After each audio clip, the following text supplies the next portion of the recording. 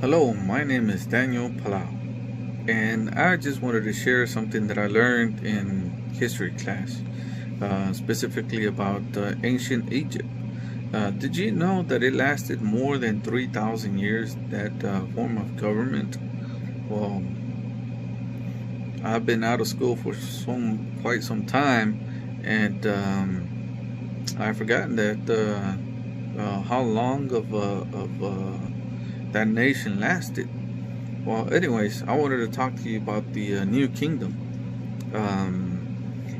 During that New Kingdom age, there was a king named King Akhenaten. He was a pharaoh that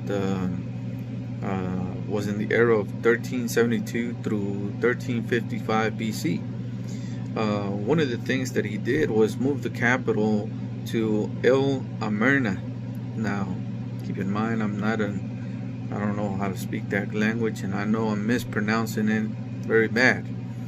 But nonetheless, he wanted to make Egypt more centralized, and because he wanted to move the capital more towards more of the center of Egypt, this had to require a lot of time and resources.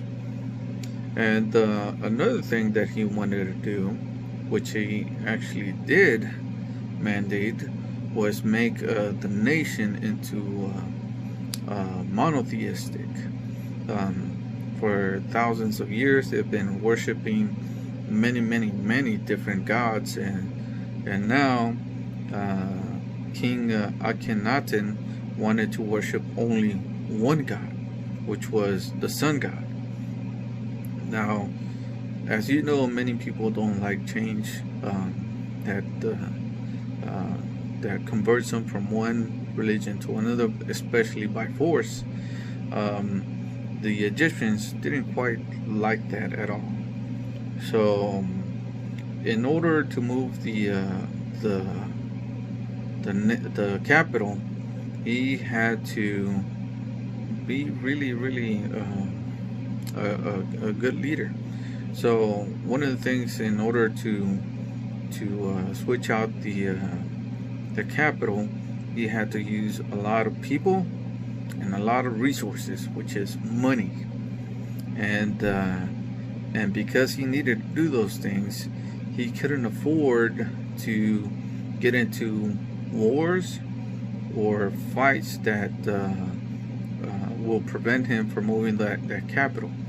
So what he did was he used his diplomacy for the nations to fight each other, and then by the time that that army is weakened, they wouldn't stand a chance up against Egypt. And that's one of the ways that he did it. Now, the thing is, it backfired on him.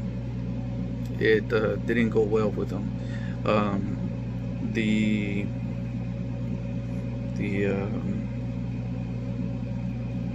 The Hittites defeated the Mitanni, which again I don't know how to pronounce that. Once that happened, and it spelled trouble for Egypt, because if you know anything about war, a country has to build its defense, and it has to maintain some sort of modernness in order to keep up with the rest of the nations, so that it won't be defeated easily. And so, but the thing is that it posed a lot of problems for Egypt. The Egyptians were not happy with this king. When he died, his son took over, and when his son took over, he converted back the whole entire nation back to polytheism.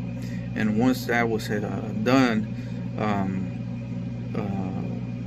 they started to erase his name everywhere that he was found or written about him, because they really didn't like what he did as a king. Now, once that was done, Egypt was kind of restored to its former self, uh, back to what they used to know. Again, I want to thank you for paying attention to me. I tried my best to try to explain to you what I've learned about in history. I thought it was very interesting. History has its place, and it just tells you who we are as people, and what has other nations or cultures has done, and how it tends to uh, well, it what I wanted to say, how it affects us. But